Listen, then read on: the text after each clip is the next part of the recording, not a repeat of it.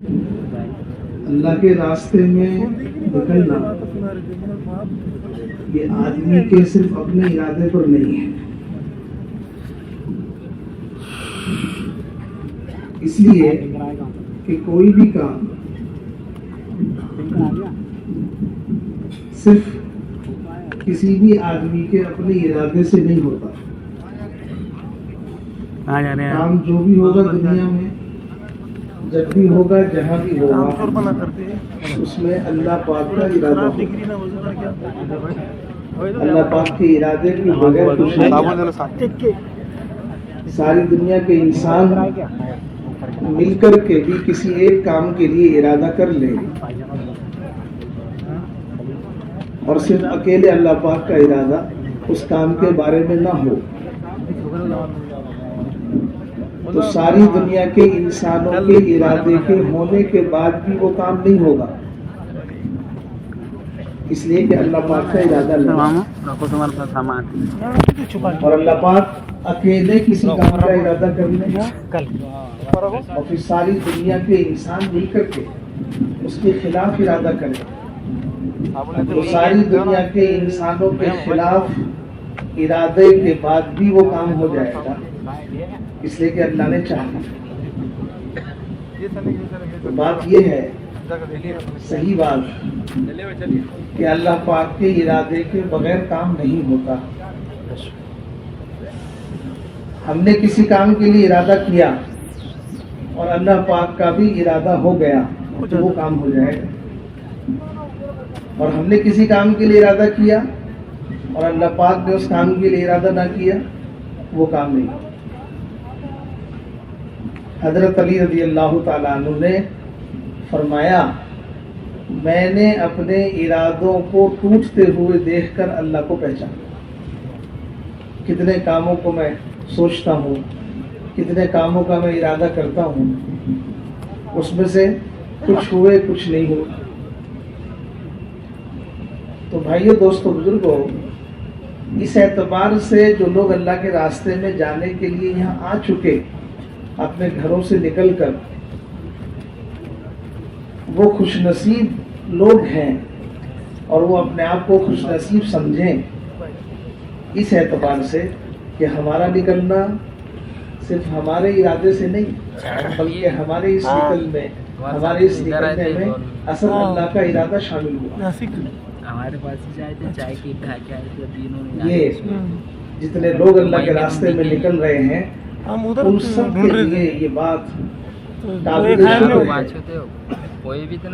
اللہ تعالیٰ کی اللہ کا ایک فضل ہمارے ساتھ ہو گیا، اور اللہ پاک نے اپنے فضل سے ہمیں اپنے راستے میں نکلنے کی توفیق دے دی۔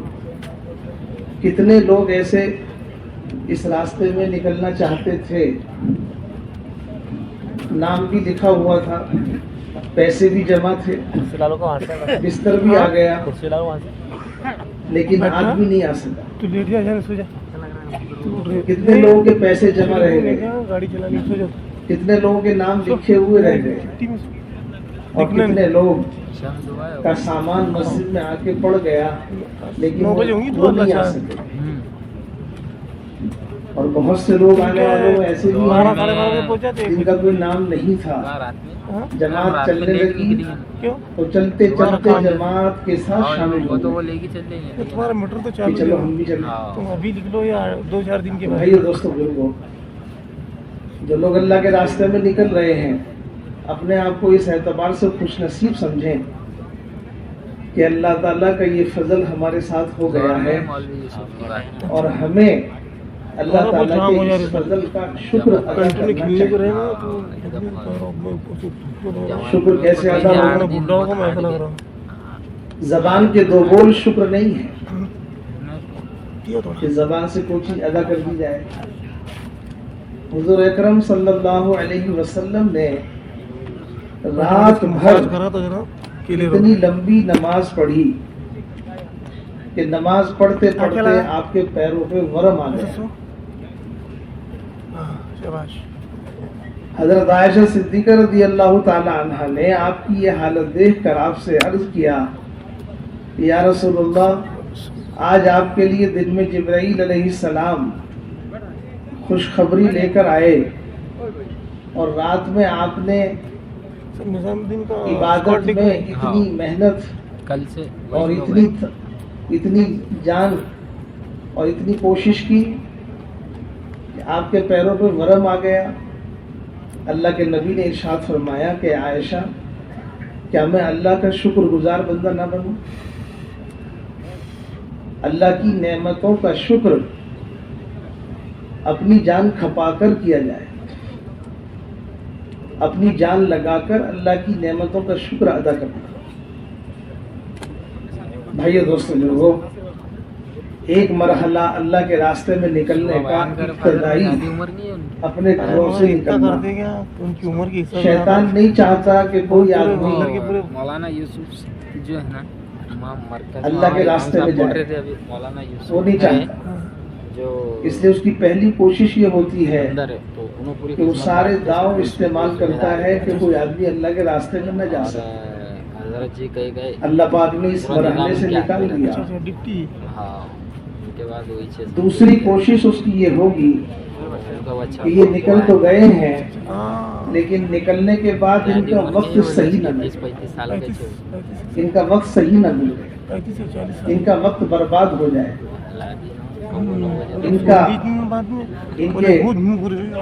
ان کو اعمال کے راستے سے ہٹانے کی محنت کرے.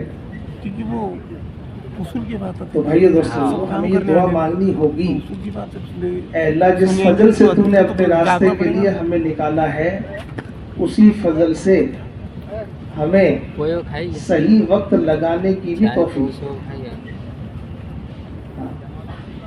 ورنہ بہت سے لوگ چلہ چھوڑ کے واپس آ جاتے ہیں.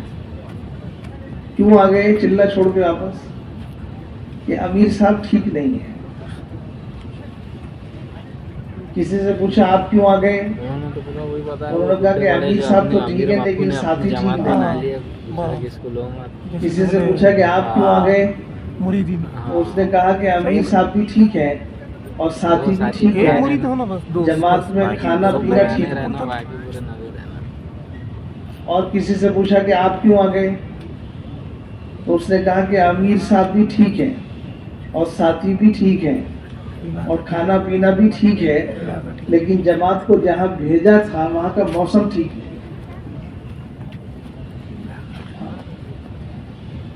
شیطان کا وسوسہ. امیر صاحب ٹھیک نہیں ہے تو کیا کریں؟ جماعت چھوڑ دیں. امیر صاحب اگر ٹھیک نہیں ہے تو کیا کیا جائے؟ جماعت چھوڑ کے آ جائیں؟ بولو نا. امیر صاحب ٹھیک نہیں ہے تو برداشت کریں, اگر ساتھی ٹھیک نہیں ہے تو برداشت کریں, کھانا پینا ٹھیک نہیں ہے تو برداشت کریں, اور اگر موسم ٹھیک نہیں ہے تو برداشت کریں.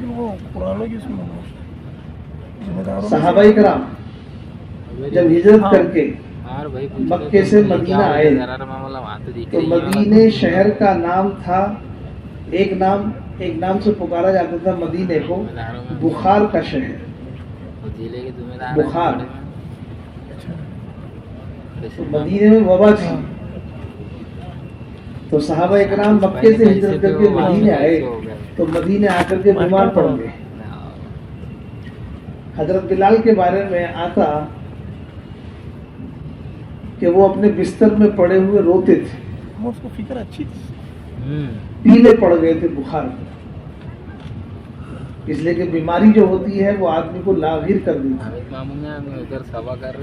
تو بخار ہے اور بخار میں پڑ گئے صحابہ, اپنا وطن چھوڑ کے آئے ہیں, اپنا گھر چھوڑ کے آئے ہیں, ہجرت کر کے آئے ہیں اور یہاں آ کے بخار میں ملوث ہو گئے. بخار نے پکڑ لیا سب کو. آپ صلی اللہ علیہ وسلم اپنے صحابہ کے ساتھ بیٹھے ہوئے تھے تو گاؤں کے رہنے والے 2 لوگ آپ کے پاس آئے. انہوں نے آ کے عرض کیا یا رسول اللہ ہم سے برداشت نہیں ہوتا, آپ ہمیں اجازت دے دیجیے. آپ نے ان سے کوئی بات نہیں فرمائی, سکوت فرمایا, ان کی بات کا کوئی جواب نہیں دیا. जब वो चले गए तो आपने फरमाया, जो लोग बैठे हुए थे उनसे फरमाया कि मदीना इस वक्त आग की भट्टी बना हुआ है, मदीना इस वक्त आग की भट्टी बना हुआ है, जो भी मैल कुचैल होगा वो दूर हो जाए। चुनांचे उसके बाद एक सहाबी ने ख्वाब में देखा कि एक औरत बदसूरत डरावनी शक्ल वो मदीने से बाहर जा रही है। उन सहाबी ने आपकी खिदमत में हाजिर होकर इस ख्वाब को अर्ज किया। आपने इरशाद फरमाया कि अल्लाह पाक ने मदीने की वबा को हमेशा के लिए निकाल दिया, हमेशा के। अल्लाह के रास्ते में निकलकर तकलीफों को मांगना नहीं है, परेशानियों को मांगना नहीं है, सख्तियों को मांगना नहीं है। अल्लाह के रास्ते में निकलकर अगर मुजाहिदा हो जाए तो बर्दाश्त करो, परेशानियां आ जाएं तो बर्दाश्त करो। जिस माहौल में जा रहे हैं, जिस इलाके में जा रहे हैं, वहाँ का मौसम भी अलग होगा, खाना पीना भी अलग होगा, वहाँ के हालात अलग होते हैं, अपने घर जैसा माहौल नहीं होता। तो आदमी जब सफ़र में होता है तो सफ़र में ये सब दुश्वारियाँ आती हैं, लेकिन बर्दाश्त करेंगे तो अल्लाह पाक इस बर्दाश्त करने पर वहाँ की सख्तियों को, वहाँ की परेशानियों को, वहाँ के हालात को भी दुरुस्त कर देंगे, वहाँ की परेशानियों को भी दूर कर देंगे और बाद में आने वाली जमातों के लिए रास्ता बन जाएगा। तो भाइयों दोस्तों, बिल्कुल इस तरह कि हमें इसको बर्दाश्त करना, तो हमें अल्लाह पाक से ये दुआ मांगनी है, अल्लाह जिस फजल से तूने अपने रास्ते में कबूल किया उसी फजल से हमें सही वक्त लगाने की तौफीक दे। हम जमकर अपना वक्त लगाएं और सही वक्त लगाएं, आमाल के साथ वक्त लगाएं, आमाल की मशगूली के साथ अपने आप को 24 घंटे गुजारें, आमाल की मशगूली के साथ। अल्लाह पाक से ये दुआ मांगने की ज़रूरत है। इस तरह की हमारी कारगुजारी बने अल्लाह के रास्ते में निकलकर कि हमारा चिल्ला चिल्ले के लिए नहीं है, 4 महीने के लिए नहीं है। हम 4 महीने में 4 महीने के लिए नहीं जा रहे, हम चिल्ले में चिल्ले के लिए नहीं जा रहे, हम 4 महीने और चिल्ले में, हम 4 महीने और चिल्ले में जिंदगी को सामने रख कर जा रहे हैं, जिंदगी को सामने रख के जा रहे हैं। ये मसला चिल्ले का नहीं है, मसला 4 महीने का नहीं है, मसला मेरी पूरी जिंदगी का है। अपनी जिंदगी को एक रुख पर लाने के लिए ये अल्लाह के रास्ते में मैं निकल रहा हूँ, इसको सामने रख कर के निकला कि मेरे 4 महीने और मेरा ये चिल्ला मेरी जिंदगी के लिए फैसले करा दे, मेरी जिंदगी भर के लिए फैसले हो जाएं। अल्लाह ताला रहम फरमाकर और अल्लाह पाक तरस फरमाकर और अल्लाह पाक को ऐसा प्यार आ जाए इस मेहनत पर, ऐसी मेहनत की जाए अल्लाह के रास्ते में निकलकर कि अल्लाह ताला जिंदगी भर के लिए हमें अपने इस मुबारक काम के लिए कबूल फरमा ले और इस दीन पर चलने के लिए कबूल फरमा ले। ऐसी मेहनत हमें करनी है अल्लाह के रास्ते में निकलकर। अगला तकाजा हमारा ये है, एक मेहनत थी अपने घर से निकलने की, अब एक मेहनत है अपने आप को बनाने की, एक मेहनत है अपने आप को जमाने की, एक मेहनत है अपने आप को इस काम का बनाने की। अब ये मेहनत का मरहला हमारे सामने आ रहा है। भाइयों दोस्तों बुजुर्गों, अल्लाह के रास्ते में निकलना बहुत कीमती है। हदीस में आता है कि कोई आदमी अल्लाह के रास्ते में निकले और अल्लाह के रास्ते में चलते हुए उसके पैरों पर धूल लग जाए तो हदीस में है कि जहन्नम की आग इसके पैरों को नहीं जलाएगी। अगर ये धूल इसके चेहरे पर लग जाए तो हदीस में है जहन्नम की आग इसके चेहरे को नहीं जलाएगी। अगर ये धूल इसके पेट में दाखिल हो जाए, अल्लाह के रास्ते की धूल इसके पेट में दाखिल हो जाए, तो हदीस में है जिस तरह एक दिल के अंदर ईमान और बुख्ल जमा नहीं हो सकता, ईमान और बुख्ल एक दिल में जमा नहीं हो सकता, इसी तरह से एक पेट के अंदर जहन्नम की आग और अल्लाह के रास्ते की धूल जमा नहीं हो सकती। हदीस में आता है कोई आदमी इस रास्ते में निकले और निकल करके अल्लाह के रास्ते में एक दिन गुजारे, तो हदीस में है कि ये इसका एक दिन इसके अलावा के 1000 दिनों से ज्यादा है। एक दिन 1000 दिनों से ज्यादा है। एक जमात अल्लाह के रास्ते में जाने के लिए तैयार हो गई। जमात के साथियों ने अर्ज किया, या रसूल अल्लाह, अगर आप इजाजत दें तो हम रात यहीं गुजार लें। अल्लाह के नबी ने इरशाद फरमाया, क्या तुम नहीं चाहते कि तुम ये रात जन्नत के बागों में गुजारो? अल्लाह के रास्ते में निकलकर रात गुजारना, ये जन्नत के बागों में रात गुजारना है। भाइयों दोस्तों बुजुर्गों, एक रात की कीमत इतनी है कि जो आदमी अल्लाह के रास्ते में निकलकर रात गुजार रहा है, वो जन्नत के बागों में रात गुजार रहा है। एक दिन की कीमत 1000 दिनों से ज्यादा, और एक धूल और मिट्टी की कीमत ये है कि जहन्नम की आग उस जगह को नहीं जला सकती जहां अल्लाह के रास्ते की धूल लगी हो। भाइयों दोस्तों बुजुर्गों, दुनिया में लाखों लोग, करोड़ों लोग रात गुजारते हैं, करोड़ों लोग दिन गुजार रहे हैं, करोड़ों लोगों को धूल लग रही है, लेकिन ये वादे उनके लिए नहीं है। ये वादे उनके लिए नहीं है। ऐसा नहीं है कि धूल एक ही को लगेगी, नहीं, धूल सबको लग रही है। रात सब गुजार रहे हैं, दिन सबका गुजर रहा है, लेकिन फर्क है अल्लाह के रास्ते का। अल्लाह के रास्ते की कीमत ये है, अल्लाह के रास्ते की निस्बत ये है कि जो आदमी अल्लाह के रास्ते में निकल जाए तो अल्लाह के रास्ते की होने की निस्बत से उसकी खासियत बदल जाती है। ये उसकी खासियत बदल जाती है। इसलिए हमें अल्लाह ताला ने जो वादे किए हैं अपने रास्ते में निकलने पर, उन वादों का इस्तेहज़ार हमारे दिलों में होना चाहिए, उन वादों का यकीन हमारे दिलों में होना चाहिए। रोजाना अल्लाह के रास्ते में निकलकर सुबह के वक्त में मुंतखब अहादीस की जो तालीम होगी, मुस्तकिल उसमें एक बाब है अल्लाह के रास्ते में निकलने के फज़ाइल। हम उसको पढ़ें रोजाना। उसमें अल्लाह पाक ने जो अपने रास्ते में निकलने पर जो वादे फरमाए हैं, वो उसमें उनका जिक्र है। हम उनको सुने और यकीन के साथ सुने, और उस यकीन के साथ अल्लाह के रास्ते में हमारा पल पल गुजरना चाहिए कि यकीन के साथ, अल्लाह के वादों के इस्तेहज़ार के साथ, अल्लाह के वादों के यकीन के साथ हमारा वक्त, हमें इसकी मशक करनी।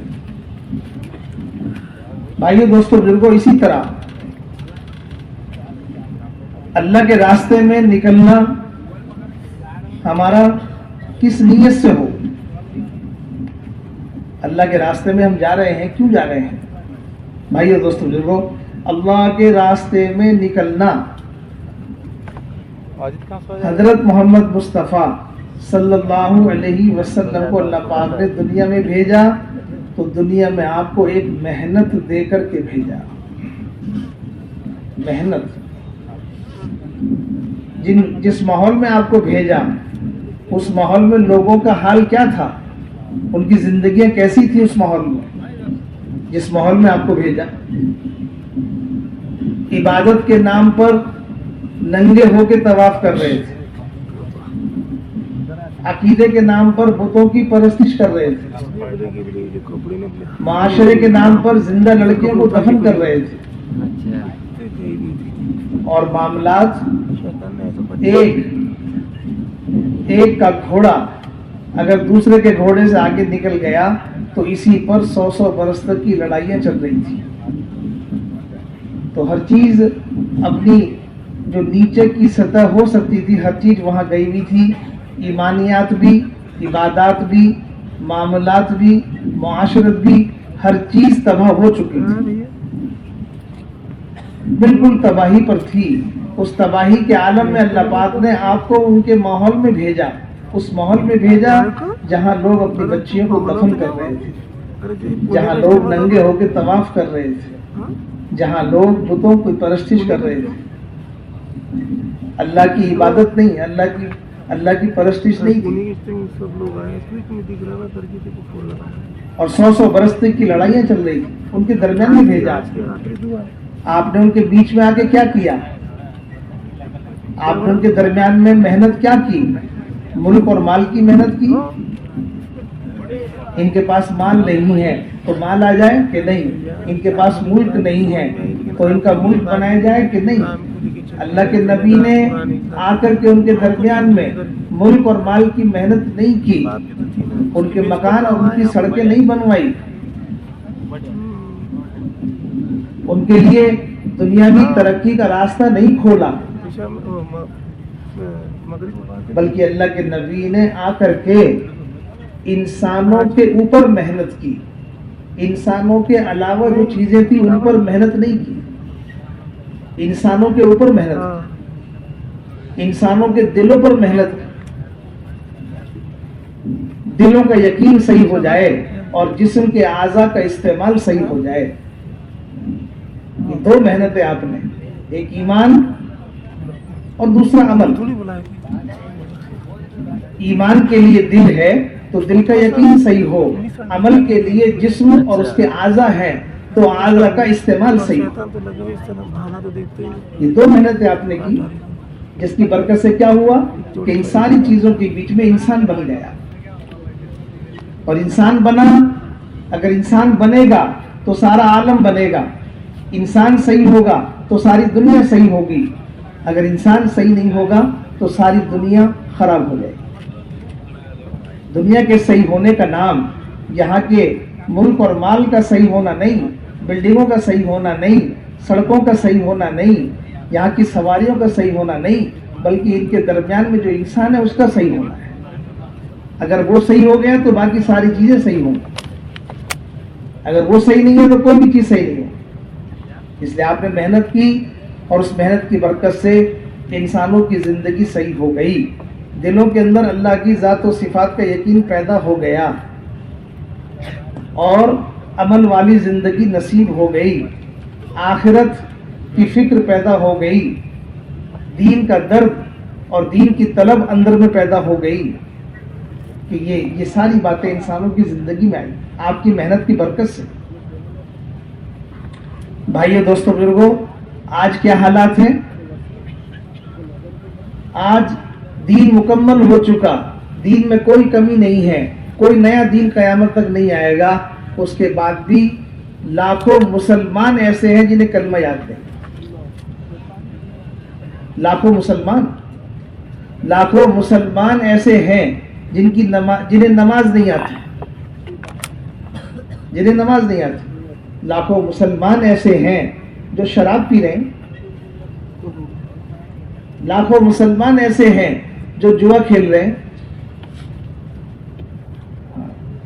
ایمان بھی ہے اور ایمان کا کلمہ بھی یاد نہیں ہے. وہ یہ کہتے ہیں کہ ایمان ہے، پھر ایمان کا کلمہ بھی یاد نہیں ہے. وہ کہتے ہیں ایمان ہے، پھر ایمان کے ساتھ نماز بھی نہیں پڑھتے. وہ یہ کہتے ہیں کہ ایمان ہے، پھر ایمان کے ساتھ شراب بھی پیتے ہیں. وہ کہتے ہیں کہ ایمان ہے اور ایمان کے ساتھ پھر جوا بھی کھیلتے ہیں. ایمان کے ہوتے ہوئے جوا کھیلی جا رہی ہے، ایمان کے ہوتے ہوئے شراب پی جا رہی ہے، اور ایمان کے ہوتے ہوئے نماز نہیں پڑھی جا رہی، اور ایمان کے ہوتے ہوئے نماز یاد نہیں ہے، اور ایمان کے ہوتے ہوئے کلمہ یاد نہیں ہے. یہ سب باتیں ایک ساتھ جمع نہیں ہو سکتی. ضرور کہیں نہ کہیں کمی ہوئی ہے اور وہ کمی ہے تو کمی کیا ہے؟ یہ کمی یہ ہے کہ آج ہماری زندگی سے ہمارے نبی کی محنت نکل گئی، محنت نکل گئی. اس محنت کے نکلنے کا نتیجہ یہ ہے کہ ہم میں سے لاکھوں کو کلمہ یاد نہیں. حضور اکرم صلی اللہ علیہ وسلم کی محنت کے چھوٹنے کا نتیجہ یہ ہے کہ ہم میں سے لاکھوں لوگ نماز نہیں پڑھ رہے. ورنہ حدیث کتاب میں لکھا ہوا ہے کہ حضور اکرم صلی اللہ علیہ وسلم کے زمانے میں مدینے کے اندر ایک منافق کی بھی ہمت نہیں ہوتی تھی کہ وہ جماعت کے ساتھ نماز چھوڑتے. منافق بھی جو کھلم کھلا منافق تھے وہ بھی جماعت کے ساتھ نماز پڑھتے تھے. اور یہاں ایک مسلمان کی ہمت ہے کہ وہ نماز نہیں پڑھتا. تو کہاں کمی ہو رہی ہے؟ کمی ہو رہی ہے کہ ہم سے جو نبی حضرت محمد مصطفیٰ صلی اللہ علیہ وسلم جو محنت لے کر آئے ہدایت کی، وہ ہدایت کی محنت آج ہماری زندگی میں نہیں ہے. دین مکمل ہے، کوئی نیا دین نہیں آئے گا، لیکن دین پر چلنے کی ہدایت آج ہمارے پاس نہیں ہے. دین پر چلنے کی ہدایت ہمارے پاس نہیں ہے. دین ہے لیکن دین پر چلنے کی ہدایت نہیں ہے. اور ہدایت کیوں نہیں ہے؟ کہ ہم محنت پر نہیں ہیں، ہم نبی والی محنت پر نہیں ہیں. اس محنت پر نہ ہونے کی وجہ سے ہدایت نہیں ہے. اللہ کے راستے میں کیوں نکل رہے ہیں؟ اللہ کے راستے میں نکلنے کا مقصد حضرت محمد مصطفیٰ صلی اللہ علیہ وسلم کی مبارک محنت کو سیکھنا، آپ کی محنت کو اپنا کام بنانا، آپ کی محنت کا محنتی بن کر زندگی گزارنا. آپ کی محنت ہدایت کا ذریعہ ہے. اگر ہم نبی کی محنت پر اپنے آپ کو لگائیں گے تو اللہ اس کی برکت سے ہمیں ہدایت دیں گے، اور ہدایت کی برکت سے اللہ پاک ہمیں دین پر چلنے کی توفیق دیں گے. بقدر محنت ہدایت آئے گی، اور بقدر ہدایت دین پر چلنا ہوگا. بقدر ہدایت دین پر چلنا ہوگا. بقدر محنت ہدایت آئے گی، اور بقدر ہدایت دین پر چلنا ہوگا. پہلے محنت ہوگی، محنت کے بقدر ہدایت آئے گی، اور ہدایت کے بقدر دین آئے گا. پہلے محنت زندگی سے ختم ہوگی، اور جب محنت ختم ہوگی تو ہدایت کا آنا بند ہوگا، اور جب ہدایت کا آنا بند ہوگا تو دین نکلنا شروع ہو جائے گا. اس لیے آج ہماری سب سے بڑی ضرورت جو ہے ہر مسلمان کی، وہ ہے اپنے دین پر چلنے کے لیے ہدایت کا حاصل کرنا. ہدایت کا حاصل کرنا. دین تو ہے لیکن دین پر چلنے کی ہدایت نہیں ہے. مسجد کے برابر میں گھر ہے، مسجد کی دیوار سے گھر کی دیوار لگی ہوئی ہے، پھر بھی نماز پڑھنے کی توفیق نہیں ہے. نماز نہیں ہے. سارے محلے کے لوگ نماز پڑھنے مسجد میں آ رہے ہیں، یہ اپنے گھر کے برابر سے نماز پڑھنے مسجد میں نہیں جا سکتا. کیوں؟ کہ مسجد تو ہے لیکن مسجد میں جانے کی ہدایت نہیں ہے. آج ہم نے اس محنت کو چھوڑ کر اپنی ہدایت کا دروازہ بند کر دیا ہے. اسی وجہ سے سب کچھ جانتے ہوئے بھی ہم محروم ہیں.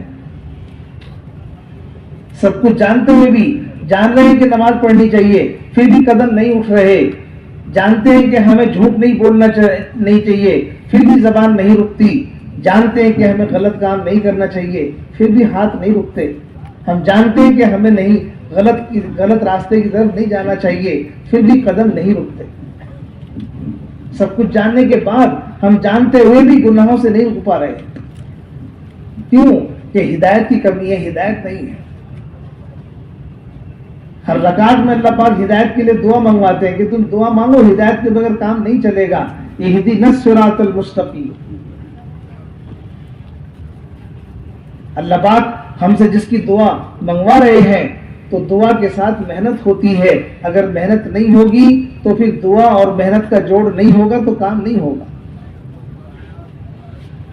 اس لیے اللہ کے راستے میں نکلنا اتنی بڑی غرض کے لیے ہے کہ ہم اللہ کے راستے میں نکل رہے ہیں हुजूर अकरम सल्लल्लाहु अलैहि वसल्लम जिस मेहनत को लेकर आए, उस मेहनत को अपना काम बनाना, उस मेहनत को सीखना और उस मेहनत का मेहनती बनकर जिंदगी गुजारना, हम इसलिए अल्लाह के रास्ते में निकले। इसलिए मैंने आपसे शुरू में अर्ज किया कि चिल्ले में जो आमाल होंगे वो चिल्ले के लिए नहीं है, 4 महीने में जो आमाल होंगे वो 4 महीने के लिए नहीं है, बल्कि चिल्ले और 4 महीने में जो मेहनत है, जो आमाल है, वो जिंदगी भर के लिए है। तो चिल्ले 4 महीने का मतलब नहीं। इस नीयत से हमें अल्लाह के रास्ते में निकलना और हाथ फैला करके अल्लाह पाक से रो रो के दुआ मांगना। जैसे हिदायत की दुआ हम नमाज में अल्लाह से मांग रहे हैं, सारी चीज़ों से कटकर, सारी चीज़ों को छोड़कर नमाज में आते हैं और नमाज में अल्लाह पाक से हम दुआ मांग रहे हैं, अल्लाह मुझे सीधे रास्ते पर चलने की हिदायत अता फरमा दे। तो उसके नमाज के बाहर हमें उसकी मेहनत में भी लगना हो, मेहनत करनी हो। इसलिए अल्लाह के रास्ते में निकलना इस नीयत के साथ। भाई और दोस्तों, बुजुर्गों, फिर अल्लाह के रास्ते में निकल करके हमें क्या सीखना है, हमें अल्लाह के रास्ते में निकलकर क्या करना है। सबसे बड़ी चीज है, जैसे मैंने आपसे अर्ज किया कि रसूल पाक सल्लल्लाहु अलैहि वसल्लम ने दुनिया में आकर इंसानों पर मेहनत की कि इंसान कीमती बने। हमें भी इस रास्ते में निकलकर अपने ऊपर मेहनत करनी है कि हम कीमती बने। क्यों? कि इंसान की जो कीमत है अल्लाह के यहाँ, वो उसकी ज़ात के एतबार से नहीं है, बल्कि इंसान की कीमत अल्लाह के यहाँ उसकी सिफात के एतबार से, उसकी सिफात के एतबार से। इंसान कीमती बनेगा अल्लाह के यहाँ सिफात के एतबार से, सिर्फ ज़ात के एतबार से नहीं। नमरूद में क्या कमी थी? नमरूद सारी दुनिया का बादशाह, नमरूद इंसान भी है। फिरौन में क्या कमी थी? फिरौन के पास बड़ी बादशाहत थी और फिरौन इंसान भी था। कारून में क्या कमी थी? कारून के पास माल के खजाने थे और वो इंसान भी था। अबू जहल में क्या कमी थी? रंग भी गोरा है, हसब और नसब का भी ऊंचा है और मक्के का सरदार भी है और इंसान है। तो कौन सी कमी? ये वो लोग हैं जिनके जिक्र कुरान में किए गए हैं, जिनके वाकयात कुरान में सुनाए गए हैं। कौन थे ये लोग? इंसान भी थे और इंसान के साथ साथ इन्हें बड़ी बड़ी मुल्क और माल की शक्लें भी दी गई थी, जिनके बारे में हम ये गुमान करते हैं कि अगर हमारे पास भी ये मुल्क और माल आ जाए तो हम भी दीन का काम करेंगे। अगर हमारे पास ये मुल्क और माल की शक्लें बन जाएं तो हम भी दीन के तकाजे पूरे करेंगे, हम भी आपकी तरफ दीन के तकाजे पूरे करेंगे। अगर ये शक्लें हमारे पास आ जाएं, कौन सी? मुल्क और माल की शक्ल। तो अल्लाह पाक ने इन लोगों को कुरान में जिनका जिक्र किया है, अल्लाह पाक ने इन लोगों को इंसान भी बनाया और इंसान के साथ अल्लाह पाक ने इनको मुल्कों का बड़ा बनाया, बड़ी बादशाहत दी और माल के नाम पे खजाने दिए। माल के अल्लाह पाक ने ओहदे भी दिए, माल भी दिया, मुल्क भी दिया। इन सब को लेकर के भी और इंसान होकर के भी नाकाम हो। तो क्या कमी थी इनकी जिंदगी में? नमरूद हुकूमत के साथ कामयाब नहीं हो सका और इब्राहीम अलैहिस्सलाम को अल्लाह पाक ने कामयाब कर दिया।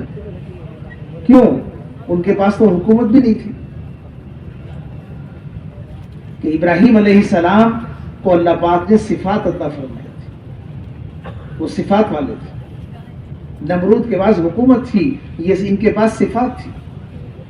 फिरौन के पास बादशाहत थी, मूसा अलैहिस्सलाम के पास सिफात थी।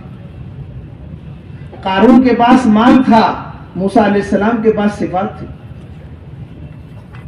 अबू जहल के पास मक्के की सरदारी थी, लेकिन बिलाल रज़ी अल्लाह ताला अन्हु के पास सिफात थी। तो जिनकी जिंदगी में सिफात थी, उनका रंग अगर काला भी था तो कामयाब हो गए। ان کا رنگ اگر کالا بھی تھا تو وہ کامیاب ہو گئے، اور جن کے پاس صفات نہیں تھی وہ گورے ہو کے بھی ناکام ہو گئے، وہ سردار ہو کے بھی ناکام ہو گئے، وہ خزانوں کے مالک ہو کے بھی ناکام ہو گئے، وہ حکومتوں کے مالک ہو کے بھی ناکام ہو گئے۔ کیوں؟ کہ صفات نہیں تھی، ان میں صفات تھی۔ تو انسان اللہ کے یہاں قیمتی کس سے بنا؟ ملک اور مال سے بنا یا صفات سے بنا؟ صفات سے بنا۔ تو اللہ کے راستے میں نکل کر ہمیں اپنے اندر کیا پیدا کرنی ہے؟ صفات پیدا کرنی ہے۔ بھائیو دوستو، دیکھو اسی لیے ہم اللہ کے راستے میں جا رہے ہیں، کوئی معمولی کام نہیں ہے جو گھر کاروبار چھوڑ کے جا رہے ہیں۔ یہاں سے اللہ کے راستے میں نکل کر اپنے اندر وہ صفات پیدا کرنی ہیں جن صفات پر اللہ پاک بندے سے راضی ہوتے ہیں، اور اللہ پاک کے یہاں بندے کی قیمت آتی ہے۔ اس میں سب سے بڑی صفت ایمان کی ہے۔ سب سے بڑی صفت کون سی ہے؟ ایمان کی ہے۔ ایمان کے بغیر کوئی آدمی اللہ کو راضی نہیں کر سکتا۔ ایمان کے بغیر کوئی آدمی اللہ کو راضی نہیں کر سکتا، اور ایمان کے بغیر کوئی آدمی جنت میں داخل نہیں ہو سکتا۔ دنیا کو اللہ پاک نے ایسا بنایا ہے کہ دنیا میں جتنی چیزیں پیدا کی ہیں ان چیزوں کے دینے میں اللہ پاک نے ایمان کی شرط نہیں لگائی۔ دنیا میں جو کچھ دنیا میں اللہ پاک نے بنایا ہے اس کے دینے میں ایمان کی شرط نہیں ہے۔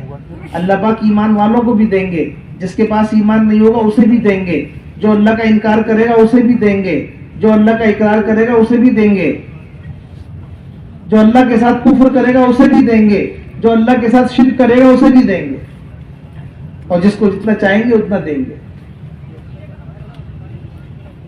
دنیا میں جو کچھ ہے اس کے دینے میں ایمان شرط نہیں ہے، لیکن جب مرنے کے بعد جنت میں جانے کا وقت ہوگا تو ایمان کی شرط ہوگی۔ جنت میں جانا ہے تو اس میں ایمان کی شرط ہے۔ ایمان ہے تو جنت میں جاؤ، اور ایمان نہیں ہے تو ہمیشہ کے لیے جہنم میں جاؤ۔ ایمان نہیں ہے تو ہمیشہ کے لیے جہنم میں جاؤ، وہ ایمان کی شرط ہے۔ قبر میں ایمان کی شرط ہے، حشر کے میدان میں ایمان کی شرط ہے، پل صراط پر ایمان کی شرط ہے، اللہ کے عرش کا سایہ ملے اس کے لیے ایمان کی شرط ہے، قبر جنت کا باغ بن جائے اس کے لیے ایمان کی شرط ہے۔ مرنے کے بعد جتنی گھاٹیاں آ رہی ہیں ان سب میں ایمان کی شرط ہے۔ دنیا کی جتنی چیزیں بنی ہیں مٹی سے پیدا کی ہے اللہ پاک نے ان چیزوں کو، ان مٹی سے بنی ہوئی چیزوں کے لیے ایمان شرط نہیں۔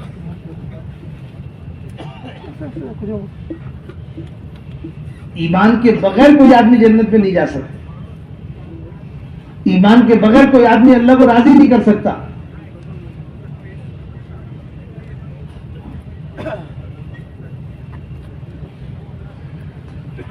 آدمی کفر کرتے ہوئے خیرات کرے گا، اللہ اس کی خیرات کا بدلہ دے دیں گے۔ آدمی شرک کرتے ہوئے کسی کی بھلائی کرے گا، اس کی بھلائی کا بدلہ اللہ پاک دے دیں گے۔ لیکن آخرت میں اس کا کوئی حصہ نہیں ہوگا، وہ مسئلہ تو ایمان ہی سے حل ہوگا۔ بھائیو دوستو بزرگو، اس لیے سب سے زیادہ جو ضروری ہے وہ ایمان ہے۔ ایک ہے ایمان کا ملنا اور ایک ہے ایمان کا یہاں سے بچا کر لے جانا۔ ایک ہے ایمان کا ملنا، اللہ پاک نے فضل فرما دیا، ہمیں آپ کو ایمان نصیب فرمایا۔ اب ہماری محنت کیا ہے؟ اس ایمان کو بچانے کی، ایمان کو بچانے کی۔ اللہ کے نبی نے ارشاد فرمایا ایمان بھی پرانا ہو جاتا ہے جیسے کپڑا پرانا ہو جاتا ہے، اس لیے اپنے ایمان کی تجدید کرتے رہو، اپنے ایمان کی تجدید کرتے رہو۔ ایمان بھی پرانا ہو جاتا ہے جیسے کپڑا پرانا ہو جاتا ہے، اس لیے اپنے ایمان کی تجدید کرتے رہا کرو۔ صحابہ نے کہا رسول اللہ ایمان کی تجدید کس طرح کریں؟ فرمایا کلمہ لا الہ الا اللہ، یہ کلمہ ایمان کا ہے، محمد الرسول اللہ یہ ہمارے ایمان کا کلمہ ہے۔ اس کے ذریعے سے ایمان کی تصدیق کرو اللہ کے سوا کوئی معبود نہیں ہے، کرنے والی ذات صرف اور صرف اللہ کی ہے، کرنے والی ذات صرف اور صرف اللہ کی ہے۔ اس کا یقین دل میں اتارنے کی محنت ہے۔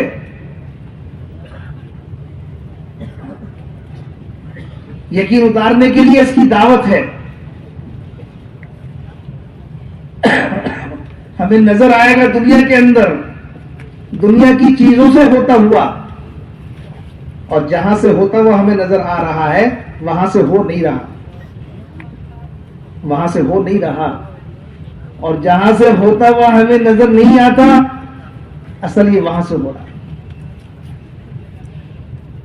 نظر آ رہا ہے چیزوں سے چیزوں کا ہونا۔ بھائیو دوستو بزرگو، اس کا انکار کرنا ہوگا، اس کی نفی کرنی ہوگی۔ اللہ کی ذات عالی سے سب کچھ ہوتا ہے، اس کی دعوت دے کر دل میں اس کو اتارنا ہوگا کہ کرنے والی ذات صرف اور صرف اللہ کی ہے۔ ایک تو اس کا یقین کہ اللہ کے سوا کوئی معبود نہیں ہے، وہ اکیلا ہے، اس کا کوئی شریک نہیں ہے، اور اللہ پاک ایسا اکیلا ہے اور ایسا مالک ہے اور ایسا رب ہے، ایسا خالق ہے، ایسا رازق ہے کہ وہ کسی چیز کا محتاج نہیں ہے۔ زمین ساری کی ساری اگر لوہے کی ہو جائے اور آسمان سارا تانبے کا بن جائے، زمین سے ایک غلہ بھی پیدا نہ ہو سکے، لوہے کی زمین ہے، ایک دانہ بھی پیدا ہونے کے حالات نہیں ہیں، اور آسمان سارا تانبے کا ہو گیا، ایک بارش کے برسنے کی بھی امید نہیں ہے، اور پھر بھی دل میں یہ خیال آ جائے کہ اب ہماری پرورش کیسے ہوگی، تو اتنا خیال آنے پر بھی پھر یہ بات ہے کہ ایمان کہاں رہا؟ ایمان کہاں رہا؟ ساری دنیا میں سب چیزیں بند ہو گئی، غلہ اگنا بند ہو گیا، بارش کا برسنا بند ہو گیا، اور پھر کسی ایمان والے کے دل میں یہ خیال آ جائے اے اللہ اب ہم کیسے پلیں گے، تو کہا کہ ایمان کہاں رہا؟ ایمان کہاں رہا؟ ہم نے اللہ تعالیٰ کو رب مانا ہے زمین کے ساتھ، ہم نے اللہ تعالیٰ کو رب مانا ہے بارش کے ساتھ، ہم نے اللہ تعالیٰ کو رب مانا ہے غلے کے ساتھ، کہ غلہ ہوگا تو پرورش ہوگی اور بارش ہوگی تو پرورش ہوگی۔ نہیں، ہم نے اللہ تعالیٰ کو رب مانا ہے قدرت کے ساتھ۔ ہم نے اللہ تعالیٰ کو رب مانا ہے کس کے ساتھ؟ قدرت کے ساتھ، کہ اللہ تعالیٰ پالن ہار ہیں۔ کیسے؟ قدرت سے۔ کیسے پالتے ہیں؟ بولو بھائی، کیسے پالتے ہیں؟ یا زمین سے؟ نہیں، اللہ تعالیٰ رب ہیں زمین کے ساتھ کہ نہیں، اللہ تعالیٰ رب ہیں قدرت کے ساتھ، وہ پرورش کرتے ہیں، وہ پالتے ہیں اور کسی چیز کے محتاج نہیں ہیں۔ اصحاب کہف کو 300 سال سلایا، 300 سال سلا کے بھی مرنے نہیں دیا، 300 سال کے بعد اٹھا کر کے وہ یوں کہہ رہے ہیں کہ ہم کتنی دیر، کوئی کہتا ہے 1 رات، کوئی کہتا ہے فجر کی نماز کا وقت اتنی دیر، کوئی کچھ باہر جب بھیجا کھانا لینے کے لیے تو پتہ لگا کہ 300 سال گزر چکے، 300 سال گزر گئے، نہ روٹی کھلائی نہ پانی پلایا۔ پرورش کسے کہتے ہیں؟ رب وہ ہے پالنے والا کہ جو پالنے میں کسی چیز کا محتاج نہیں، جو پالنے میں کسی چیز کا محتاج نہیں ہے، وہ پرورش کرنے والا رب۔ اللہ تعالیٰ خالق ہے، اللہ تعالیٰ خالق ہے۔ خالق کسے کہتے ہیں؟ کہ پیدا کرنے والے کو۔ کہ پیدا کرنے والا کون ہے؟ کہ پیدا کرنے والا اسے کہتے ہیں جو اپنی پیدا کی ہوئی چیز کی شکل کو بدل دے، جو اپنی پیدا کی ہوئی چیز کی شکل کو بدل دے، وہ پیدا کرنے والا ہے۔ ہم پیدا کرنے والا نہیں ہیں، ہم خالق نہیں ہیں، ہم پیدا کرنے والے نہیں ہیں۔ پیدا کرنے والا خالق صرف اللہ ہے۔ اور خالق کی پہچان کہ وہ جس چیز کو پیدا کر رہا ہے اس کی شکل کو بدلنے پر قادر ہے. موسیٰ علیہ السلام سے ارشاد فرمایا کہ اے موسیٰ کیا ہے کہ لکڑی کا ڈنڈا ہے, زمین پہ ڈال دو تو سانپ بن گیا, لکڑی کو سانپ بنا دیا اور سانپ کو لکڑی بنا دیا. یہ ہے خالق کی پہچان. ہم لکڑی کو سانپ بنا سکتے ہیں اور سانپ کو لکڑی بنا سکتے ہیں, دونوں کو ہم نے پیدا کیا ہے اور دونوں کی شکل کو ہم بدل سکتے ہیں. یہ ہے پیدا کرنے والا. ہم پیدا کرنے والے نہیں ہیں. ہم لڑکے کو لڑکی نہیں بنا سکتے, ہم لڑکی کو لڑکا نہیں بنا سکتے. جو اللہ نے بنا دیا ماں کے پیٹ میں ہم اسے بدل نہیں سکتے. ہم پیدا کرنے والے نہیں ہیں. پیدا کرنے والا اللہ پاک ہے. وہ چاہے تو ماں اور باپ کے ملنے سے بچے کو پیدا کرے, وہ چاہے تو بغیر باپ کے بچے کو پیدا کرے, وہ چاہے تو اونٹ کے اندر سے اونٹنی پیدا کرے, وہ چاہے تو پتھر سے اونٹنی کو پیدا کرے. اس کا نظام ہے. وہ جس طرح چاہے کرے. وہ رب ہے, وہ خالق ہے, وہ مالک ہے, اور وہ لا شریک الگ ہے. اس کا کوئی شریک نہیں ہے. وہ کسی چیز چھوٹی چیز کا محتاج نہیں ہے.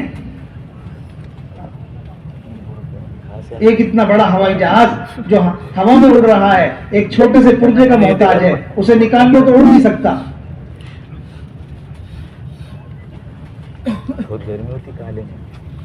اللہ تعالیٰ کسی چھوٹی چیز کا محتاج نہیں ہے, ہر چیز پر قادر ہے.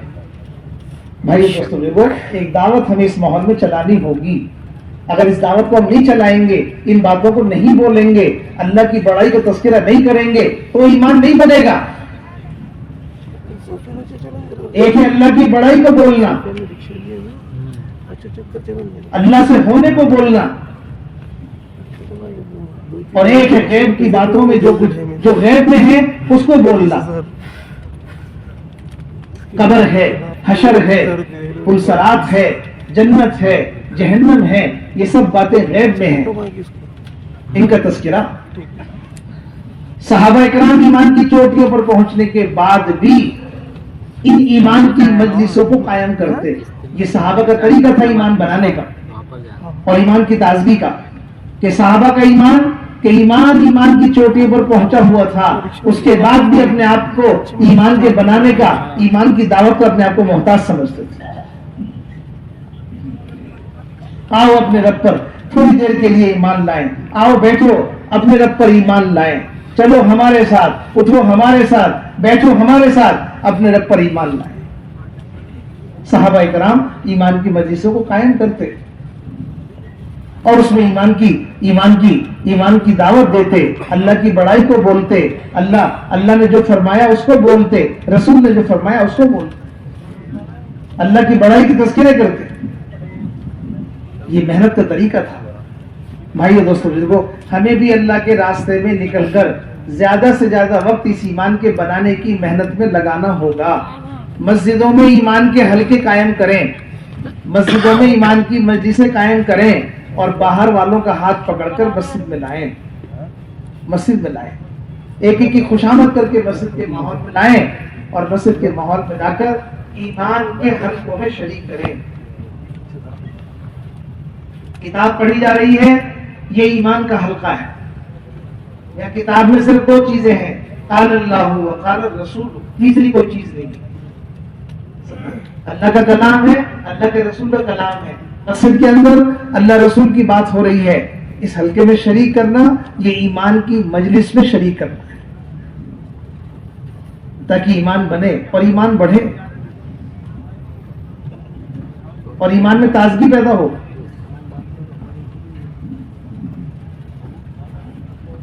صحابہ اکرام ان مجلسوں میں بیٹھا کرتے تھے اور ان مجلسوں میں سنا کرتے تھے. وہاں محنت تھی سننے اور سنانے کی, سنانا اور سننا, یہ محنت تھی صحابہ کے یہاں. آج ہم نے دونوں کو چھوڑ دیا, بولنا بھی چھوڑ دیا, سننا بھی چھوڑ دیا. صحابہ کے یہاں کتابیں نہیں تھی, کتابیں لکھی نہیں گئی تھی اس وقت. ایک دوسرے کو دین سکھاتے تھے بیٹھ کر کے حلقوں میں. تو یہ باتیں زندگیوں میں تھی، زندہ تھی، سننے اور سنانے کی محنت تھی، تو یہ باتیں سب زندگیوں میں محفوظ تھی. جتنے فیصد دین آ رہا تھا اتنے فیصد دین صحابہ کی زندگیوں میں ہوتا تھا. صحابہ کی زندگیوں سے پوچھ پوچھ کر کے کتابیں لکھی گئی، صحابہ سے پوچھ پوچھ کر کے کتابیں لکھی گئی. جو کچھ ان کے پاس عمل میں تھا، جو کچھ ان کے پاس ان کی زندگیوں میں تھا، دوسرے لوگ آتے تھے، جب ان کا زمانہ آیا انہوں نے پوچھ پوچھ کے صحابہ سے لکھا. اس کو جتنا دین تھا وہ صحابہ کی زندگیوں میں محفوظ تھا. اسی راستے سے سننا سنانا. بھائیو اور دوستوں، ہمیں اللہ کے راستے پہ نکل کر ان حقوں کو قائم کرنا اور محنت کر کے باہر والوں کو خوشامد کر کے مسجد کے ماحول بنا کر ہمیں ایمان کی باتوں کو سنانا اور ایمان کی باتوں کے لیے ان کو بچھانا اور ان سے ایمان کی باتیں کرنا، یہ ایمان کے بنانے کی محنت ہے. اس سے ایمان بنے گا، اللہ تعالیٰ کی ذات و صفات کا یقین ہمارے دلوں میں بڑھے گا، ایمان میں تازگی پیدا ہوگی، اللہ کی بڑائی دل میں اترے گی. ان سب باتوں سے کریں گے رو رو کے اللہ پاک سے دعا، محنت بھی کرنا، پھر رو رو کے دعا بھی مانگنا ہے اللہ ایمان کی حقیقت عطا فرما. دوسروں کو دعوت بھی دیتی ہے، اپنی ذات سے خود ان مجلسوں کا اہتمام بھی کرنا ہے اور اللہ پاک سے دعا بھی مانگنا ہے. اللہ کے راستے میں نکل کر ایک محنت ہے ایمان کی، تو اس صفت کو اپنے اندر پیدا کرنا ہے. دوسری صفت ہے نماز کی، کہ نماز وہ عمل ہے جس کے ذریعے سے بندہ اللہ کے یہاں قیمتی بنتا ہے. نماز، جہاں نماز ہے وہاں کوئی دوسرا عمل نہیں ہے. سارے احکامات زمین پر آئے، نماز کو اللہ پاک نے بلا کر اپنے پاس دیا، اپنے پاس بلا کے دیا. نماز جتنا دین آیا وہ سارا کا سارا جبرائیل علیہ السلام اس کا واسطہ بنے اور زمین پر ان ساری باتوں کو لے کر آئے. لیکن نماز کا حکم اللہ پاک نے جبرائیل علیہ السلام کو نہیں بلکہ اپنے حبیب کو اپنے پاس بلا کے بھیجا. یہ نماز کا مقام ہے اور یہ نماز کی قیمت ہے. آئیے دوستو بزرگو، اس سے فرمایا گیا کہ نماز مومن کی معراج ہے. نماز مومن کی معراج ہے. معراج اللہ سے ملاقات کا عمل ہے. معراج اللہ سے ملاقات کا عمل تھا. اب ہر بندہ اللہ سے ملاقات کیسے کرے؟ ہر بندہ اللہ سے ملاقات کیسے کرے؟ کہ نماز میں آئے. نماز اللہ سے ملاقات کا ذریعہ ہے. نماز اللہ سے ملاقات کا ذریعہ ہے.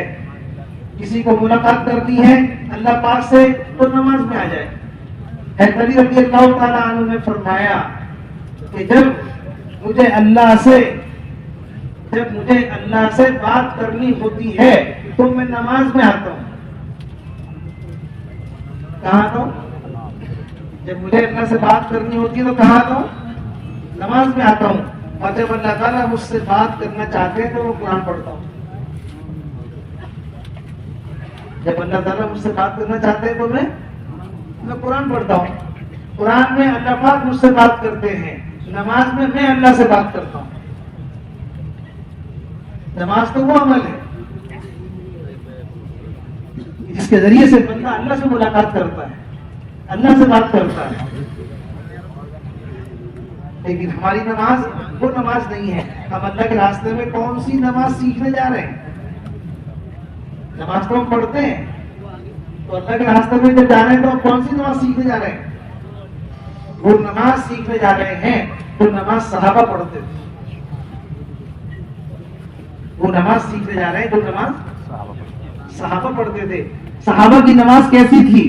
حضرت علی رضی اللہ تعالیٰ عنہ کے پیر میں تیر لگ گیا، پیر میں تیر لگ گیا.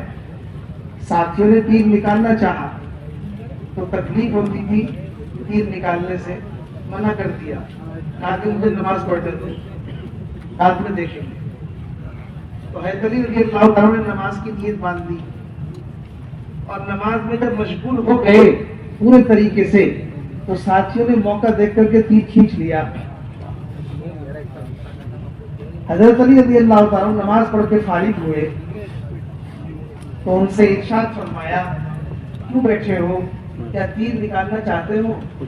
ساتھیوں نے کہا امیر مومنین ہم تیر نکال چکے جب آپ نماز میں تھے. حضرت علی نے کہا مجھے پتہ نہیں لگا, مجھے خبر نہیں ہوئی. ایک صحابی اپنے گھر میں نماز پڑھ رہے ہیں, برابر ان کا بچہ سو رہا ہے, چھت میں سے سانپ نکل کے بچے پہ لپٹ گیا. وہ برابر میں نماز پڑھ رہے ہیں, سارے گھر والے جو نماز میں نہیں تھے انہیں تو پتہ لگ گیا, لیکن بچے کے برابر میں جو نماز میں تھے انہیں پتہ نہیں لگ سکا. سارا واقعہ ہو گیا. نماز پوری کر کے کہا کہ کان میں کچھ شور کی آواز آئی تھی. شور کیا ہو رہا ہے یہ پتہ نہیں گھر کے اندر, لیکن نماز سے فارغ ہو کر کہنے لگے کہ کچھ شور سا محسوس ہوا تھا نماز میں, شور. گھرواؤں نے کہا اللہ تعالیٰ تمہارے اوپر رحم کرے, بچے کی تو جان چلی گئی تھی اور تمہیں پتہ بھی نہیں چلا. کہا کہ تمہیں کیا میں نماز میں نہیں تھا؟ کیا جواب دیا؟ کیا میں نماز میں نہیں تھا؟ کیا مطلب کہ میں نماز میں کیسے پتہ لگا سکتا تھا؟ میں تو نماز میں تھا, اور نماز میں ہونے کا مطلب ہے آدمی یہاں نہیں ہے. وہ نماز میں ہے تو اللہ سے ملاقات میں ہے, وہ نماز میں ہے تو اللہ سے ملاقات میں ہے. امام غزالی رحمۃ اللہ علیہ نے ایک قصہ لکھا ہے موسیٰ علیہ السلام کا. ایک مرتبہ موسیٰ علیہ السلام نکلے جا رہے تھے ایک راستے پر, ایک نوجوان اپنی کھیتی میں کام کر رہا تھا. وہ رک کر کے اسے دیکھا کہ اللہ کے نبی آ رہے ہیں, تو موسیٰ علیہ السلام کو دیکھ کر اس نوجوان نے کہا کہ آپ تو اللہ کے نبی ہیں, اللہ سے باتیں کرتے ہیں, آپ میرے لیے دعا کر دو کہ اللہ تعالیٰ مجھے اپنی محبت کا ایک ذرہ نصیب فرما دے. اللہ تعالیٰ اپنی محبت کا ایک ذرہ نصیب فرما دے. موسیٰ علیہ السلام نے ہاتھ اٹھا کے دعا کر دی اس نوجوان کے لیے. ایک مدت کے بعد موسیٰ علیہ السلام کا اس جگہ سے دوبارہ گزر ہوا. اس نوجوان کے بارے میں پوچھا لوگوں سے کہ اس نوجوان کے ساتھ یہ واقعہ ہوا تھا, وہ کہاں ہے؟ تو گاؤں کے لوگوں نے کہا کہ وہ تو مجنون ہو گیا. کیا کہا اس کے لیے؟ وہ تو مجنون ہو گیا. کہاں ہے؟ کہ وہاں آگے جا کر کے ایک قلعہ ہے اونچا سے, وہاں نظر آئے گا, آپ دیکھ لینا. تو جب موسیٰ علیہ السلام وہاں گئے تو اس موسیٰ علیہ السلام نے اس نوجوان کو آواز دی کہ فلاں, اس نے نہیں سنی. پھر دوسری مرتبہ آواز دی وہ فلاں, اس نے نہیں سنی. تیسری مرتبہ آواز دی تو اللہ پاک نے ارشاد فرمایا کہ اے موسیٰ, ہم نے اس نوجوان کو اپنی محبت کا ایک نہیں صرف نصف ذرہ دیا ہے. کتنا دیا ہے؟ نصف, آدھا, ایک نہیں. کہ ہم نے اپنی محبت کا اس نوجوان کو صرف نصف ذرہ دیا ہے. اگر تلوار لے کر تم اس کے جسم کو پورا کاٹ دو گے تو بھی اسے پتہ نہیں چلے گا, تو بھی اسے پتہ نہیں. اللہ کی معرفت, اللہ کا تعلق, اللہ پاک کی محبت کیا ہوتی ہے تو نماز میں ہوگی. نماز اس کے لیے ہے, نماز اس کے لیے ہے. بھائی دوستو بزرگو, حضور اکرم صلی اللہ علیہ وسلم نے ارشاد فرمایا تم نماز اس طرح پڑھو جیسے مجھے پڑھتا ہوا دیکھتے ہو. ابوبکر صدیق رضی اللہ تعالیٰ عنہ کی نماز ہو بہو ایسی تھی. تو کتاب میں آپ کی نماز کا رکوع بیان کیا گیا کہ آپ جب رکوع کرتے تھے تو پرندہ آ کے بیٹھ جاتا تھا آپ کی کمر کے اوپر. پرندہ کسی حرکت والی چیز پر نہیں بیٹھتا, بے حرکت چیز پر بیٹھتا. تو رکوع ہوتا تھا تو آپ کی کمر پہ آ کے پرندہ بیٹھ رہا ہے. سوچو کیسی نماز ہو. ہمارا اللہ کے راستے میں نکلنا 4 مہینے کے لیے اپنے گھروں سے اس نماز کو سیکھنے کے لیے ہے جو نماز صحابہ پڑھتے تھے. یہ نہیں کہ جو نماز ہم پڑھ رہے ہیں اسی سے کام چلانا ہے. اس نماز کی جستجو کریں گے, ہم اس نماز کی کوشش کریں گے, ہم اس نماز کے لیے اپنی جان کھپائیں گے اللہ کے راستے میں نکل کر, جو نماز صحابہ پڑھ گئے. ہم اللہ کے راستے میں اس لیے نکل رہے ہیں. اس کے لیے کیسے محنت ہوگی؟ اس نماز کے لیے ایک محنت ہے نماز کی, جیسے ایمان بنانے کی محنت ہے ایسے ہی نماز کو بنانے کی محنت ہے. نماز کے بنانے کی محنت میں سب سے پہلے اللہ کے راستے میں نکل کر دوسروں کو نماز کے لیے تیار کرو. دعوت, عمل کو جاندار بنانے کا پہلا کام ہے دعوت, کہ دوسروں کو نماز کے لیے تیار کرو. جو آدمی دوسروں کو نماز کے لیے تیار کرنے میں لگے گا, اللہ پاک اس کی نماز کو جاندار بنائے. ایک کام تو یہ کرنا. دوسری محنت ہے نماز کے ظاہر اور باطن کو صحیح کرنا. نماز کا ظاہر قرآن کا پڑھنا, رکوع اور سجدے کی تسبیح کا پڑھنا, التحیات درود شریف کا پڑھنا, نماز کے مسائل کا علم ہونا. ان باتوں سے نماز چھوٹ جاتی ہے, ان باتوں سے نماز باقی رہتی ہے, ان سب کا علم ہو. یہ نماز کا ظاہر ہے. قرآن صحیح ہوگا نماز صحیح ہوگی, رکوع صحیح ہوگا نماز صحیح ہوگی, سجدہ صحیح ہوگا تو نماز صحیح ہوگی. جو کچھ نماز میں پڑھا جاتا ہے وہ صحیح پڑھیں گے تو نماز صحیح ہوگی. اس لیے اللہ کے راستے میں نکل کر نماز کے ظاہر کو بھی صحیح کرو. دوسری محنت ہے نماز کے باطن کی. نماز کے باطن میں کامل اور مکمل نماز کے 2 درجے ہیں, صرف 2 درجے, تیسرا نہیں ملے گا ہمیں.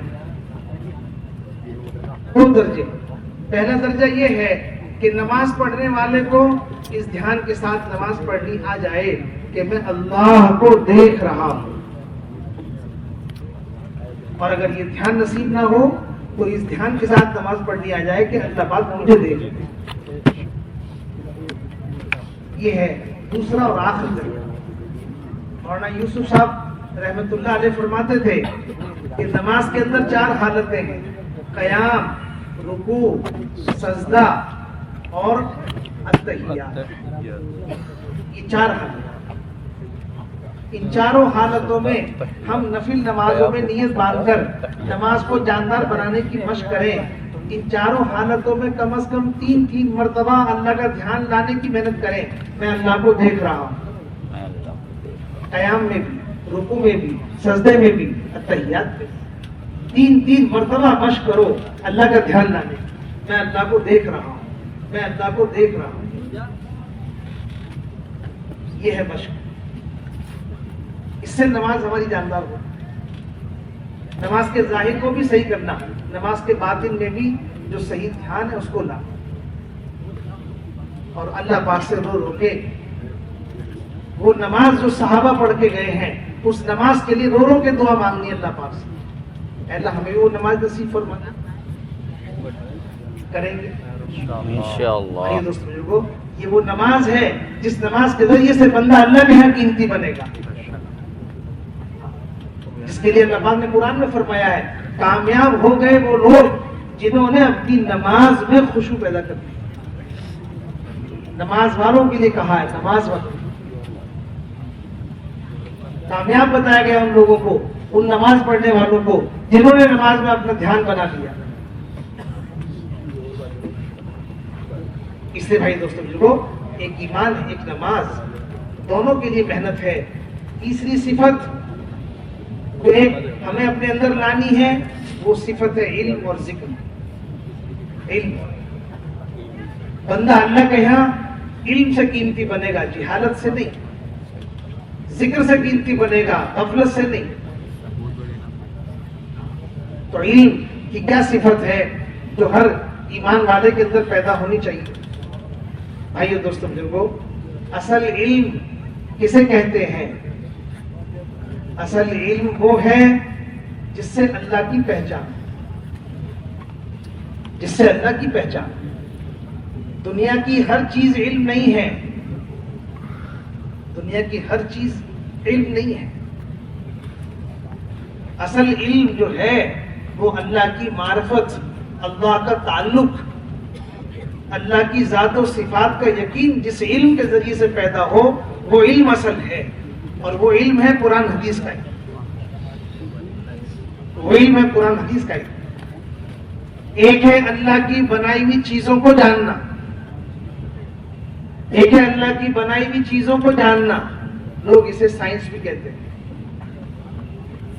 دنیا میں اس کو سائنس بھی کہا جاتا ہے، بنی بنائی چیزوں کو پہچاننا ایک ہے، اور یہ بنی بنائی چیزیں خود نہیں بنی ہیں، یہ ساری چیزیں اللہ نے بنائی۔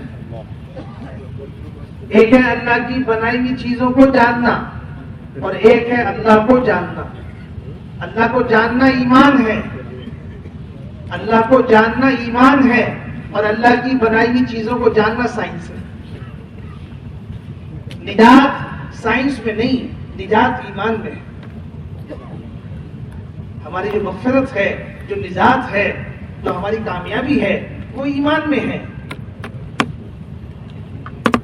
اللہ تعالیٰ نے یہ دنیا کی چیزیں اس لیے بنائی ہیں کہ ان بنی ہوئی چیزوں سے اللہ کو پہچانو، یہ نہیں ہے کہ ان چیزوں کو پہچان کر ان چیزوں کے حوالے ہو جاؤ، اور ان چیزوں کو پہچان کر اپنا تعارف کراؤ کہ ہمیں جانو ہم کون ہیں، اور ہمیں پہچانو ہم کون ہیں۔ اپنے آپ کو جنانے کی محنت نہیں ہے، اپنے آپ کو اپنی پہچان کرانے کی محنت نہیں ہے، اللہ کو پہچاننے کی محنت ہے، اللہ کو جاننے کی محنت ہے۔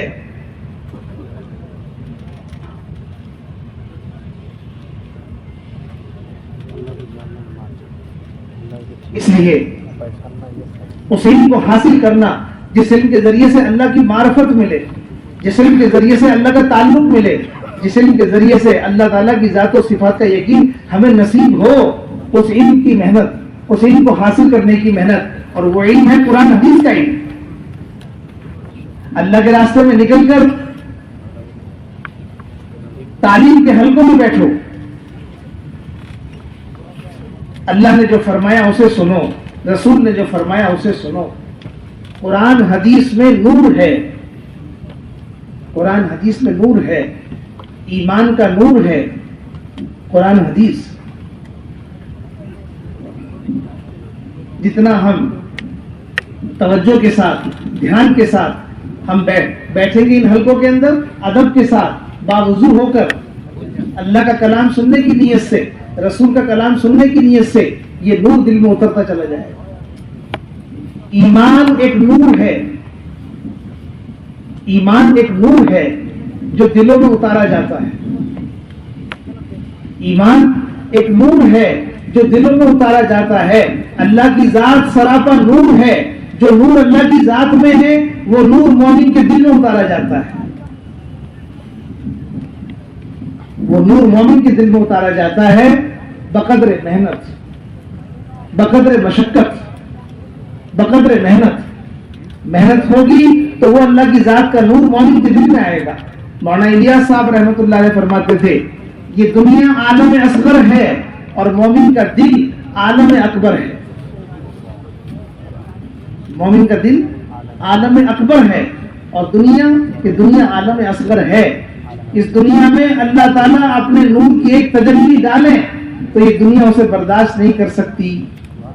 موسیٰ علیہ السلام کے لیے اللہ نے اپنے ایک نور کی تجلی طور پر ڈالی تو سارا کا سارا طور جل گیا۔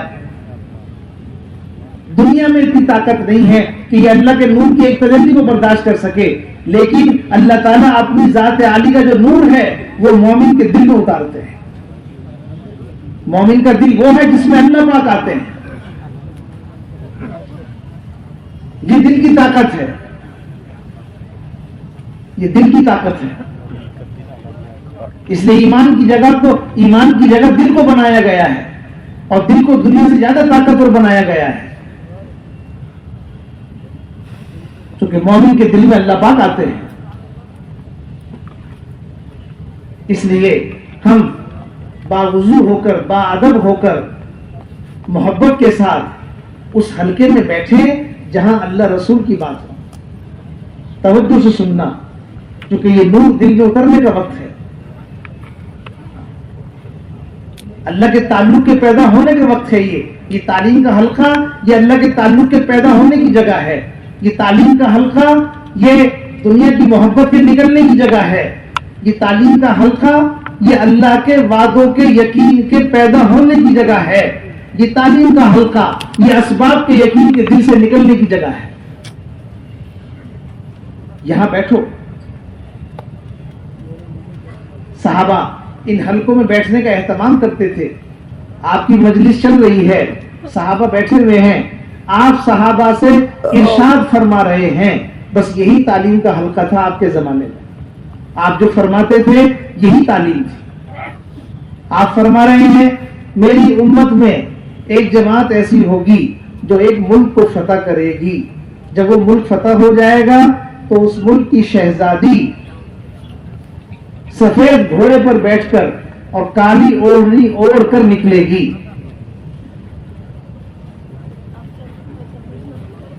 ان کا نام بھی بتایا, اس شہزادی کا نام بھی آپ نے بتایا, شیما بنت بخیل, کہ وہ شہزادی ہوگی, ملک فتح ہو جائے گا, وہ سفید گھوڑے پر آئے گی بیٹھ کر, کالی اوڑھنی اس نے اوڑھی ہوگی. ایک صحابی درمیان میں سے کھڑے ہو گئے. ابھی آپ فرما رہے ہیں یہ بات, یہ واقعہ بیان کر رہے ہیں. صحابی درمیان سے کھڑے ہو کر کہنے لگے یا رسول اللہ, جس شہزادی کی آپ خبر دے رہے ہیں یہ شہزادی آپ مجھے دے دو, یہ شہزادی آپ مجھے دے دو. صحابہ اس طرح سنتے تھے آپ کی بات. تعلیم کا سننا کیسے ہو کہ تعلیم کا سننا ایسے ہو. کیا مطلب کہ یا رسول اللہ ہماری آنکھیں جو دیکھ رہی ہیں وہ غلط ہو سکتا ہے, ہماری آنکھیں جو دیکھ رہی ہیں وہ غلط ہو سکتا ہے, لیکن جو بات آپ کی زبان سے نکل رہی ہے وہ غلط نہیں ہو سکتی. جو بات آپ کی زبان سے نکل رہی ہے قیامت تک اس کے مطابق ہوگا. ہماری آنکھیں جو دیکھ رہی ہیں وہ غلط ہو سکتا ہے, لیکن آپ کی زبان جو بول رہی ہے وہ غلط نہیں ہو سکتا, قیامت تک اس کے مطابق ہوگا. آپ نے فرمایا یہ شہید ہو جائیں تو انہیں امیر بناؤ, یہ شہید ہو جائیں تو ان کو امیر بناؤ, یہ شہید ہو جائیں تو ان کو امیر بناؤ. یہودی کہنے لگا یہ تینوں شہید ہو جائیں. ایک یہودی کو اتنا یقین تھا کہ نبی کی بات جو بول رہی ہے اس کے مطابق ہوگا, اس کے خلاف نہیں ہوگا. آج ہم تعلیم کے حلقے میں بیٹھ کر کے یقین سے نہیں سنتے کہ جو اللہ کے رسول فرما رہے ہیں اس کے مطابق ہوگا. یہودی کو یقین ہے کہ جو نبی کی زبان سے نکل رہا ہے وہ ہوگا. ہم اللہ کے راستے میں نکل کر اس طرح سنیں اللہ رسول کی باتوں کو, تعلیم کو اس طرح سنیں کہ جو اللہ نے فرمایا قیامت تک اس کے مطابق ہوگا, جو رسول نے فرمایا اس کے خلاف نہیں ہوگا, وہی ہوگا جو فرمایا جا رہا ہے.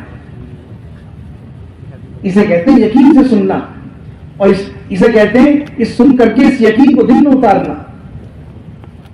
ایسا ہی ہے, ایسا ہی ہے, اس کے خلاف نہیں ہو سکتا.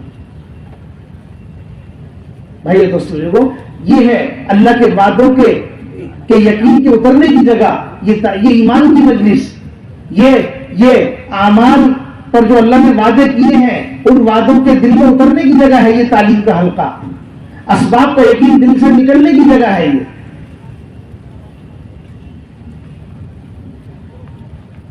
اس لیے اس علم کو حاصل کرنے کی محنت, اللہ کے راستے میں نکل کر اس علم کو حاصل کرنا, جو یقین بن کے ہمارے دل میں اتر جائے. یہ قرآن حدیث کو اتنی توجہ دھیان سے سننا کہ سارا کا سارا قرآن حدیث ہمارے دل میں یقین بن کے اتر جائے, یقین بن کے اتر جائے.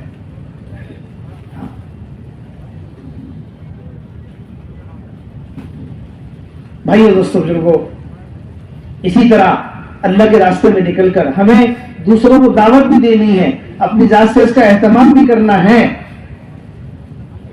ایک صفت اپنے اندر پیدا کرنی ہے اللہ کے راستے میں نکل کر ذکر کی. بھائی اور دوستوں بزرگوں, اللہ کے نزدیک بندہ قیمتی بنے گا اللہ تعالیٰ کے دھیان سے اور اللہ کی محبت سے. اللہ کا ذکر اللہ کی محبت کے ملنے کا ذریعہ ہے.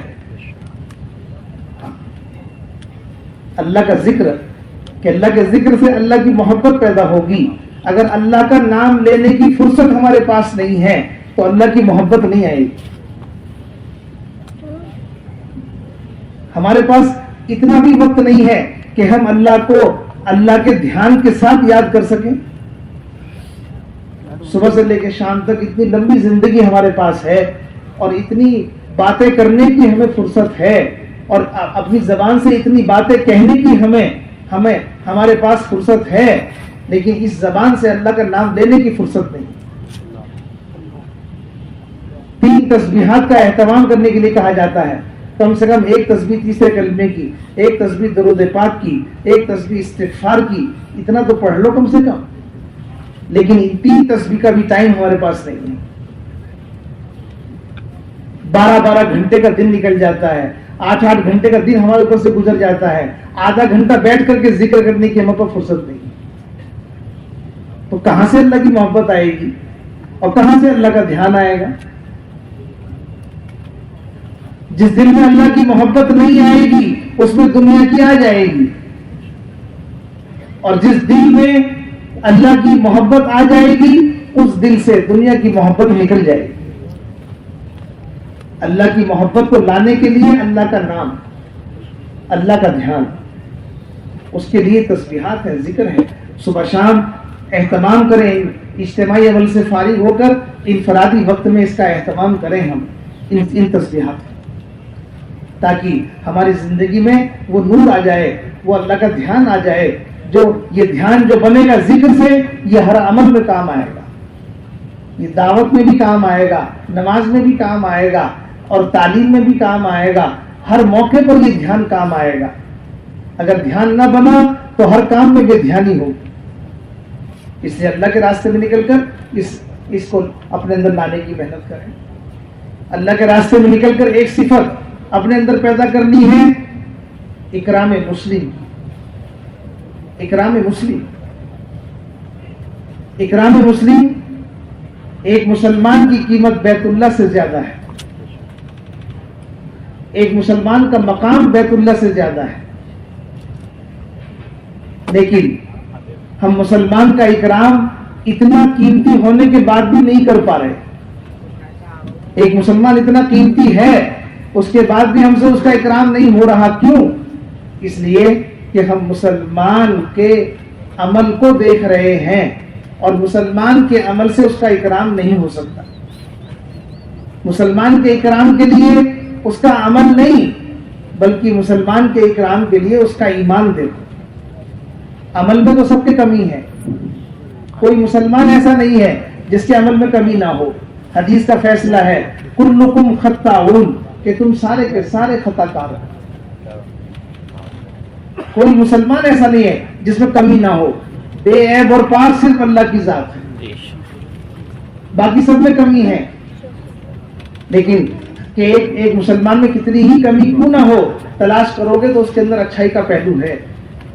تلاش کرو، اچھائی کا پہلو ملے گا، چاہے کتنی کمی کیوں نہ ہو. جتنے انسان ہیں اللہ پاک نے سب کا چہرہ دیکھو، ہر ایک کا چہرہ اس کو اچھا لگتا ہے، ہر ایک کا چہرہ خوبصورت ہے اور ہر ایک کا چہرہ اس کی نگاہ میں اچھا ہے. لیکن جتنے انسان ہیں سب کی پیٹھ میں دیکھو تو سب کی پیٹھ میں پخانہ بھرا ہوا. ہر مسلمان اس گندگی کو لے کے اپنے ساتھ چلتا ہے اپنے پیٹ کے اندر، لیکن اس کا چہرہ حسین ہے، خوبصورت ہے. ہر ایک کے پاس ایک اچھائی کا پہلو ہے اور ہر ایک کے اندر ایک گندگی ہے. اس گندگی سے کوئی اپنے آپ کو نہیں کہہ سکتا کہ میں پاک ہوں. بھائی دوستو بزرگوں، بے عیب اور پاک صرف اللہ کی ذات ہے، باقی سب میں کمی ہے. مسلمان کا اکرام مسلمان کے عمل سے نہیں ہو سکتا، کیونکہ مسلمان کے عمل میں کھوٹ ہے، کہیں نہ کہیں کمی ہے. مسلمان کا اکرام اس کے ایمان سے ہوگا. ایک مسلمان رائی کے دانے کے برابر بھی ایمان بچا کر لے جائے تو اللہ پاک اس دنیا سے 10 گنا بڑی جنت دینے کو تیار ہے. رائی کے دانے کے برابر ایمان پر، تھوڑے سے ایمان پر اللہ پاک اسے نوازنے کو تیار ہے. ایک مسلمان کا اکرام اس کے ایمان کو بنیاد بنا کر کریں.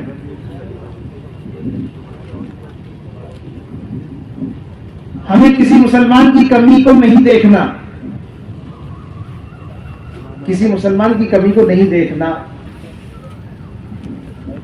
دیکھنے کی عادت ہی نہیں ڈالنا۔ جو آدمی دوسروں کی کمی دیکھنے لگتا ہے اس کے اندر سے نیک عمل کی توفیق چھن جاتی ہے، نیک عمل کی توفیق چھن جاتی ہے۔ اس لیے کسی کی کمی کو مت دیکھو، کمی دیکھنے سے آدمی محروم ہوتا ہے، کمی دیکھنے سے اپنے آپ کو بچاؤ۔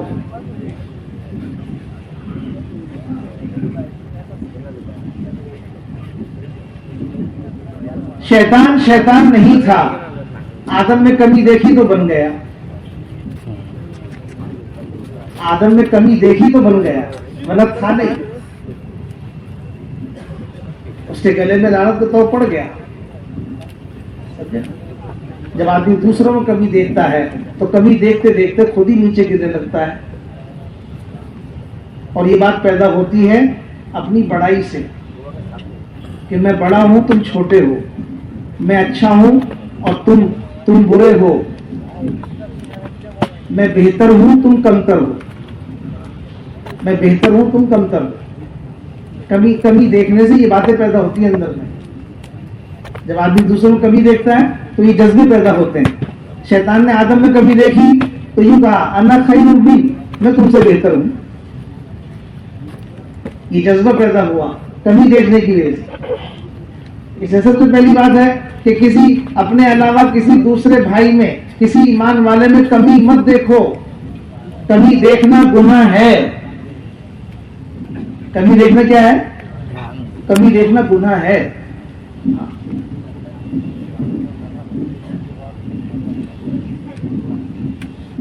اور اگر کمی نظر آ جائے تو ہم دیکھنا تو چاہتے نہیں کسی میں، لیکن نظر پڑ گئی تو کیا کریں گے؟